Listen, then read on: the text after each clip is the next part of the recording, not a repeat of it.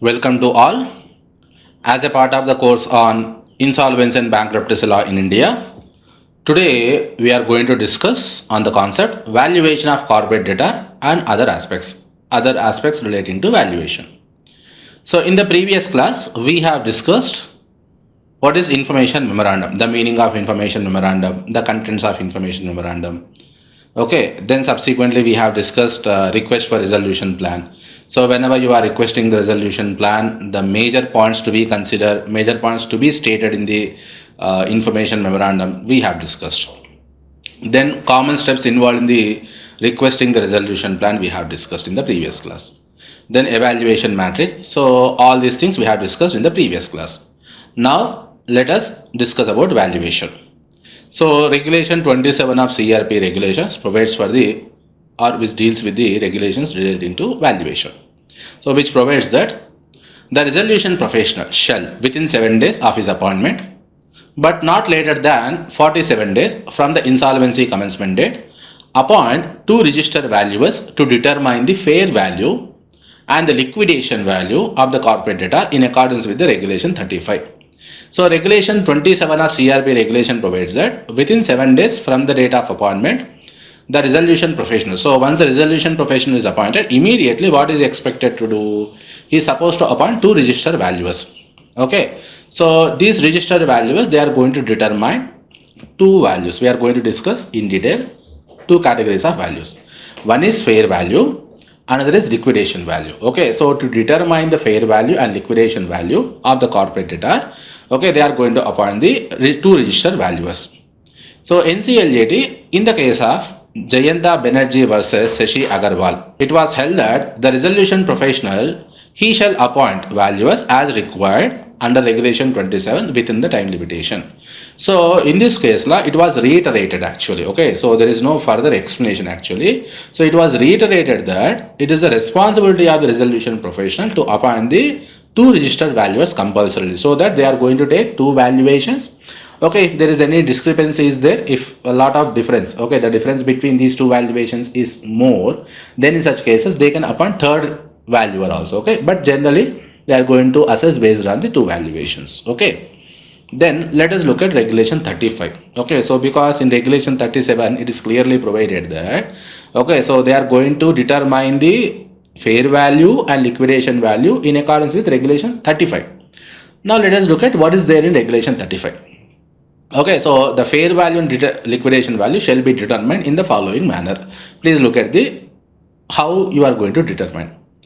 The two registered values appointed under regulation 27. So as already we have discussed, under regulation 27, you are going to appoint two registered valuers. Okay, they shall submit to the resolution professional an estimate of fair value and of the liquidation value computed in accordance with internationally accepted valuation standards.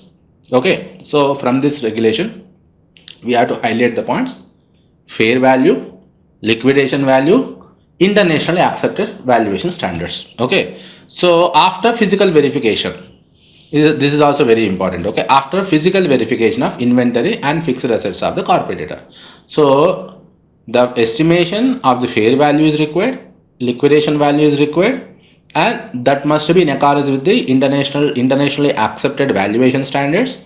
And please remember, the valuers, they are expected to do the physical verification. Without physical verification, the valuation is not valid. Okay, so provided that the resolution professional shall facilitate a meeting wherein the registered valuers shall explain the methodology being adopted to arrive at valuation to the members of the committee before computation of estimation.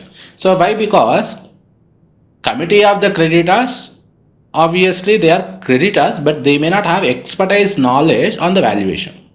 So once the registered valuers are appointed, okay, so once they have done, they are supposed to explain what is the methodology, because we are having various methodologies are there. Whenever you are doing the valuation, various methodologies are there. Okay, so in which methodology they have done the valuation, so this thing must be explained to the committee of the creditors so that they can take the decision, because they are the people who are going to take the decision. So they should understand whether the valuation is proper or not.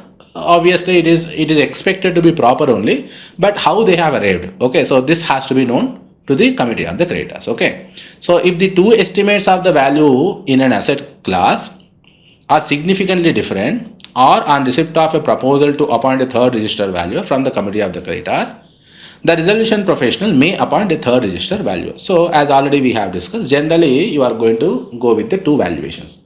So if the difference between these two valuations is more, okay, then you are going to appoint another third register valuer. Or else, if committee of the creditors they are asking you or they are proposing you to appoint another valuer, then in such cases, okay, so when there is a difference is there between the valuation, or when committee of the creditors are demanding to appoint another valuer, in these two circumstances you are going to appoint another person as a third register valuer. Then let us try to understand what is fair value. Okay, in regulation 21HB, okay, it was defined actually. So fair value means the estimated realizable value of the assets of the corporate debtor if they were to be exchanged on the insolvency commencement date between a willing buyer and a willing seller in an arm's length transaction after proper marketing and where the parties had acted knowledgeably, prudently and without compulsion. So what is the meaning of fair value? Fair value means as on the commencement date, insolvency CRP commencement date, that is insolvency commencement date, okay, if I am selling the same product outside or in the open market, okay, I am doing the marketing etc etc, okay, so after doing the marketing only, okay, and opposite person has taken the decision prudently, if I am selling the product in the open market, how much amount I am going to get, in a simple language, okay, how much amount I am going to get for the assets of the corporate debtor if I am selling as on the date of insolvency commencement date. So that is called as fair value. Okay, so fair value is the value which I am expected to receive if I am selling the assets on insolvency commencement date. Okay, and in the case of Dr. Vijay Radhakrishnan versus Bijay P. Pulipra RP of PVS Memorial Hospitals Private Limited, in this case the NCLAT held that it is an estimated realizable value of assets of the corporate debtor. So because we are only estimating, okay, if I am selling in the open market, what would be the value? So that's why in this case it was held that fair value is the estimated realizable value. Okay, then in another case Dr. Periyasamy Palani Gounder versus Radhakrishnan Dharmarajan RP of Appu Hotels Limited. So in this case NCLAT held that CARP regulations do not permit an asset class level valuation but requires the corporate debtor to be valued as a whole. So when you are doing the fair valuation, so as already we have discussed, the register valuer is going to do the valuation. So when he is doing the valuation, is he expected to do valuation for each and every asset separately? No, he is not expected to do the valuation for each and every asset separately. As a whole, if I am selling these assets, how much value I am going to get? Okay, so we don't assess based on the asset classification, that is class of assets. Okay, so at asset class level we are not going to do, we are going to do the valuation as a whole. Okay, then what is liquidation value? Because as already I told you at the beginning, so from this regulation you should understand the meaning of fair value, liquidation value. Okay, so what is the meaning of liquidation value? Regulation 21K defines the term liquidation value. So liquidation value means the estimated realizable value of assets of the corporate debtor if the corporate debtor were to be liquidated on the insolvency commencement date. So I am not selling the assets, imagine I am liquidating the company. So if I am liquidating on the insolvency commencement date, as on the date of insolvency commencement date, how much value I am going to get? Okay, that is estimated. Okay, so that is the meaning of estimated realizable value. So how much amount I am going to get if I am liquidating the company today, that is insolvency commencement date. Okay, so that is called as liquidation value. Okay, and please remember the valuation can be, it's not actually can be, it shall be, you have to interpret it as it shall be. So can be undertaken based on any internationally accepted valuation standard. Okay, you can accept any of the international valuation standards, but it shall be, okay, one of the standard you are supposed to follow. Okay, so you are supposed to follow one of the standard which is accepted internationally regarding the valuation. Okay, so in the case of Mandip Singh, suspended director, Satnam Agri Products Limited versus Mahesh Bansal, liquidator of Satnam Agri Products Limited. So in this case, NCLAT held that the valuation to be done by two independent registered valuers. Okay, so who is expected to do the valuation? The valuation must be done by two independent registered valuers. So if COC disagrees, there is a possibility even they can direct them for a fresh valuation also. Again, fresh valuation can also be asked. Okay, but majority of the cases they will go for third valuation. Okay, if there is any differences there. As already we have discussed, whenever you are doing the valuation, you are expected to do as per the international standards of valuation. Okay, so generally there are certain valuations are there. This is only inclusive list. This is not exhaustive list. But in India, generally we do follow these things. Okay, so international valuation standards by International Valuation Standard Council. This is one council or this is one valuation rules we may follow. Or the Institute of Chartered Accountants of India, ICAI valuation standards are there. They have prescribed the valuation standards. You may follow those standards. Or else Companies Registered Valuer and Valuation Rules 2017. Okay, so these Companies Registered Valuer and Valuation Rules are notified by the central government. So you may follow maybe international valuation standards, or you may follow the standards prescribed by ICAI, Institute of Chartered Accountants of India, or else you may follow the valuation notified under Companies Registered Valuer and Valuation Rules 2017. Okay, so that is up to you. So you have to follow one of the valuation standards you are supposed to follow. Okay, which one you are choosing, that is up to you. Then physical verification. So is it mandatory? Yes, it is mandatory. Okay, so in the case of Appu Hotels Limited case, NCLAT held that you are expected to, the valuer is expected to do the valuation and he is expected to do the physical verification. Okay, so who is supposed to do the physical verification? Physical verification must be done by the valuer himself. Okay, so suppose if the valuation is not done by the valuer, but his representatives are there, maybe his trainees are there, his assistants are there. Okay, so his assistants, they are doing the physical verification. Will it be a valid verification? No. So the NCLAT held that the valuation process is vitiated as the registered valuer never physically verified the assets of the corporator, although representatives physically verified such assets. So though representatives are verifying such assets, it's not a valid one. So the valuer is expected to verify the assets physically. Okay, then each asset class should be valued. So asset class is defined actually. Okay, so whenever you are doing the valuation, we don't calculate or we don't do the valuation for each and every asset. Okay, I'm using the word very carefully. We don't do the valuation for each and every asset, but we do, or we will do the valuation for asset class. Okay, suppose take the example land and buildings, one class, machinery, one class. Okay, so these are one class. Under the machinery, again you can have so many machineries. Okay, so plant 1, plant 2, plant 3, so many machineries are there. Okay, a lot of machineries can be there. So whenever you are doing the valuation for each and every class, you are going to do. Okay, you are not going to do the valuation for each and every asset. So what is the meaning of asset class? So asset class is defined under the Companies Registered Valuers and Valuation Rules 2017. Okay, there is a definition is there. So what is the meaning of asset class? Asset class means a distinct group of assets. Okay, such as land and buildings. Okay, so you may have so many lands, you may have so many buildings, but as a whole it is called as land and buildings. Okay, machinery, equipments displaying similar characteristics that can be classified and require separate set of valuers for each and every valuation. Okay, so this is very important. Okay, so each and every class is separate.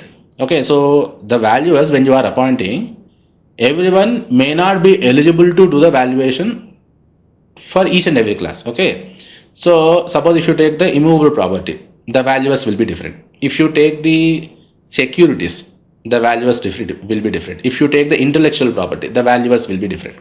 Okay, so depending on the nature of assets. Okay, so if you are having IPR in your company, in case of corporate debtor, if the corporate debtor is having any IPR, maybe patents, copyrights, etc., etc. Okay, then you are supposed to appoint the valuer who can do the valuation for intellectual property, because each and every category is separate. Okay, so under the IBBA regulations, so the valuation, whenever if someone is qualified or if someone is writing the valuation examination, there are 3 categories of valuation examinations are there. Okay, so for each and everything separate qualification is required. So that's why required separate set of valuers for valuation is required. Okay, then The valuation report and the value therein creates no vested rights in favor of any creditor. So, if you observe this case law, Dr. Vijay Radhakrishnan case law, NCLAT held that suppose you are doing the valuation report. Based on the valuation report, it is stated that so and so person is having so and so right. Okay. So based on the right, this is the value. They are giving the valuation. That's it. Okay. So will it create any vested right in favor of such person, or will it create any vested right in favor of creditor? No. Okay. So in this case law, it was clearly held that the valuation report is only estimation and an aid to exercise commercial wisdom by COC. Okay, no vested interest can be claimed based on the valuation report. So based on the valuation report, you cannot claim any vested interest. Okay, so it is only an estimation and which is only used for decision. Which is only used for the purpose of decision to be taken by the COC. Then confidentiality of the valuation report. Section 29 speaks about the confidentiality of the valuation and valuation report. Let us look at section 29. The resolution professional shall provide to the resolution applicant access to all relevant information in physical and electronic form provided such resolution applicant undertakes to comply with provisions of the law for the time being enforcement relating to confidentiality and insider trading, and to protect any intellectual property of the corporator it may have access to, and not to share relevant information with third parties. The more important thing is, already we have discussed section 29. Okay, so the resolution professional, okay, whenever if he is asking for resolution applicants to submit the resolution plan, he is expected to provide the information to the resolution applicant. So such information may be provided in the form of physical documents or electronic form. Okay, so already we have discussed this point. Okay, but the important thing is that he is the person who is receiving the information, that is prospective resolution applicant. He is not supposed to share such information with related parties. Okay, so unless you are complying with the law, that is intellectual property, you are not supposed to share the information relating to intellectual property, you are not supposed to do the insider trading. So these things you are supposed to follow. In the case of Appu Hotels case law, NCLAT held that it is not clear whether these obligations extends even in case of MSME or not. Okay, so in this case law, the NCLAT observed that. So section 29 is there and it is casting a responsibility on the resolution applicant not to share the information. But will it be applicable to MSME? Suppose if the MSME, if the CD happens to be MSAB, that is corporator happens to be MSME. So whether is it applicable to MSME or not? Because we are having certain exemptions are there to the MSME. So whether these things are applicable to MSME or not, it is not clear till now. Okay, so we need to get the clarity on this. Then appointment of other professionals. So apart from two valuers, please remember the resolution professional may have to appoint the other professionals also. So if you refer regulation 27 of the CRP regulation, which is clearly provides that the resolution professional may appoint two valuers or any other professionals as may be required. So as and when there is a requirement is there, because everything cannot be done by two professionals. Okay, so they need to have other professionals also, maybe few chartered accountants, maybe cost accountants, maybe company secretaries, maybe legal officers. So like that various offices are required. Okay, so when the resolution process is going on. Okay, so that's why the resolution professional under regulation 27, he is having an option and he is having a power to appoint other professionals also. Okay, so because please remember, whoever is having the knowledge on financial discipline, okay, and lack of conflict of interest. So what is required whenever you are appointing other professional? So one thing you have to verify is are they having any knowledge on financial discipline? Please verify. Okay, so generally it's not that the professionals who are having knowledge on financial discipline can only be appointed, but preferably the professionals who are having knowledge on financial discipline are preferred. Okay, so other than this, even legal professionals are also required. Why? Because if you want to deal with the legal issues, legal professionals are required. Okay, so that's why he is supposed to verify whether such person is having knowledge about financial discipline or not, and he should not be related party. Okay, he should not have any conflict of interest. Okay, so these things they are supposed to verify. So let us recap what we have discussed till now. So in this lesson we have discussed that the resolution professional shall appoint the register valuer. So while he is appointing, minimum two valuers shall be appointed. Valuers means valuers who are qualified, who qualified the examination conducted by the IBBA. He should be registered valuer. Okay. Then two valuers must be appointed. Whenever the valuation given by these two valuers, if there is a difference is there, major difference is there, then in such cases you may appoint third valuer. But normal circumstances, two valuers will be sufficient. Okay. Then when the valuer is appointed, subsequently he is supposed to determine the fair value and liquidation value. Already we have discussed what is the meaning of fair value, liquidation value. In this lesson we have discussed fair value and liquidation value. Then we have discussed what is the meaning of fair value and liquidation value. Then we have also discussed that physical verification is mandatory. So whenever if the register valuer is doing the valuation, he is supposed to verify the inventory physically. Okay, so in one of the case law we have discussed that if physical verification is not done by their professional but it is done by the representatives, then valuation is not valuable. Okay, so that's why physical verification is mandatory. And subsequently we have discussed that each and every class to be valued separately. As we have discussed, suppose land and buildings are there is one class, you have to value separately, but it's not that each and every land to be valued separately. Okay, as a whole, okay, one block of assets must be valued separately. Then confidentiality to be maintained. So whenever after the valuation is done, okay, as per the information memorandum, okay, you are supposed to disclose this information and to the prospective resolution applicants. So if the prospective resolution applicants are requesting the information and they are having access to this information, then they are supposed to maintain the confidentiality. So for this already we discussed that you are supposed to have NDA agreement, non-disclosure agreement. So these are all the various things that we have discussed in this class. Thank you.